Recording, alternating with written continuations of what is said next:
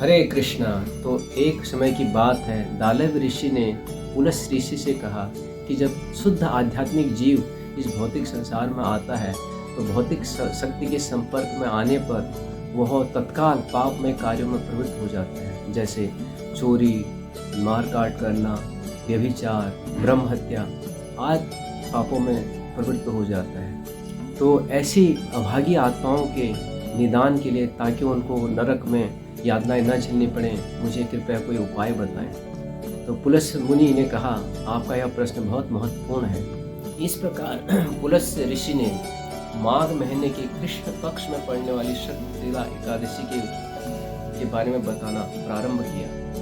उन्होंने कहा कि एक बार भगवान कृष्ण से नारद मुनि ने बोला कि कृपया मुझे शक्तिला एकादशी के महात्म्य के बारे में बताएं। भगवान श्री कृष्ण ने नारद मुनि से कहा, प्राचीन समय में मृत्युलोक में एक ब्राह्मणी थी जो नित्य दिन मेरी पूजा करती थी। उसने मेरे लिए कठोर व्रत किए।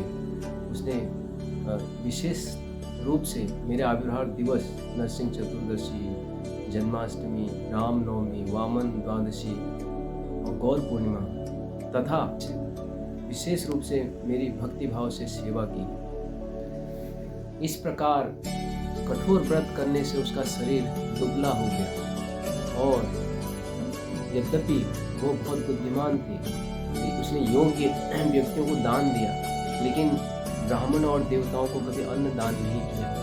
भगवान उसकी इस स्थिति पर विचार करते हुए सोचने लगे, यह भद्र स्त्री ने मेरे लिए कठोर व्रत किए हैं, मेरी भक्ति भाव से सेवा की है, जिससे इसका हृदय पवित्र हो गया है और निश्चित रूप से ये मेरे धाम को प्राप्त करने वाली है। इस प्रकार सोचते हुए भगवान ने एक भिक्षुक का भेष धारण करके उसके द्वार पे भिक्षा मांगने के लिए गए।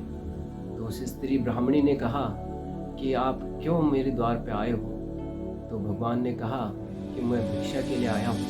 तो उन्हें क्रोधित होकर उनके कमंडलों में मिट्टी का ढेला डाल दिया। इस प्रकार भगवान बिना बोले हुए अपने धाम को वापस आ गए। कालांतर में वह ब्राह्मणी सशरीर भगवान के धाम में गई, क्योंकि भगवान को उस ब्राह्मणी ने मिट्टी का ढेला दिया था भिक्षा में। तो इस कारण भगवान ने उस मिट्टी के ढेले से उसके लिए सुंदर घर का निर्माण किया। लेकिन जब उस ब्राह्मणी ने उस घर में प्रवेश किया तो उस घर में कुछ भी साज सामान नहीं था, न अन्न था, कुछ भी नहीं था। इस प्रकार से वह ब्राह्मणी और भगवान से बोली कि हे जनार्दन, हे मधुसूदन, मैंने आपके लिए कठोर व्रत किए, आपकी भक्ति की, और मेरे घर में कुछ भी नहीं है। इस प्रकार भगवान ने कहा कि तुम अभी अपने घर में वापस चले जाओ और उस समय बाद हमारे दर्शन के लिए देव पत्नियाँ आएंगी, और जब वो आपका दर्शन करने के लिए बोलेंगी तो आप उनको शक्तिला एकादशी की व्रत के बारे में बताने के लिए कहना, और तब तक दरवाज़ा मत खोलना जब तक आपको शक्तिला एकादशी के महात्म्य न सुनाए। तो इस प्रकार कुछ समय बाद देव पत्नी आई, और इस प्रकार उसमें से एक देव पत्नी ने उनको शक्तिला एकादशी व्रत के महात्म्य के बारे में बताया। तो इस प्रकार उस ब्राह्मणी ने शक्तिला एकादशी व्रत का पालन किया, और इस प्रकार उसने अपना सच्चिदानंद आध्यात्मिक स्वरूप प्राप्त किया और अपने घर को धन धान्य संपन्न पाया। और इस प्रकार पुलस ऋषि ने यह निष्कर्ष निकालते हुए कहा, वो दालव्य मुनि, जो व्यक्ति अति निष्ठा से उचित रूप से इस विचित्र एकादशी का व्रत करता है, वो हर प्रकार की दरिद्रता, आध्यात्मिक, मानसिक, शारीरिक, सामाजिक तथा बौद्धिक एवं सब प्रकार की बदकिस्मती तथा बुरे शकुन से मुक्त हो जाता है। वास्तव में दान, हवन करने अथवा तिल खाकर इस एकादशी का व्रत का पालन करने से व्यक्ति पूर्व पापों से बिना संशय के मुक्त हो जाता है। इस प्रकार वह व्यक्ति मेरे आध्यात्मिक लोक को प्राप्त करता है। इस प्रकार कृष्ण धर्म व्यास द्वारा विश्वोत्तर पुराण से किया गया शक्तिला एकादशी। शक्तिला एकादशी इसलिए कहा जाता है क्योंकि तिल का उपयोग 6 प्रकार से आध्यात्मिक लाभ के लिए किया जाता है।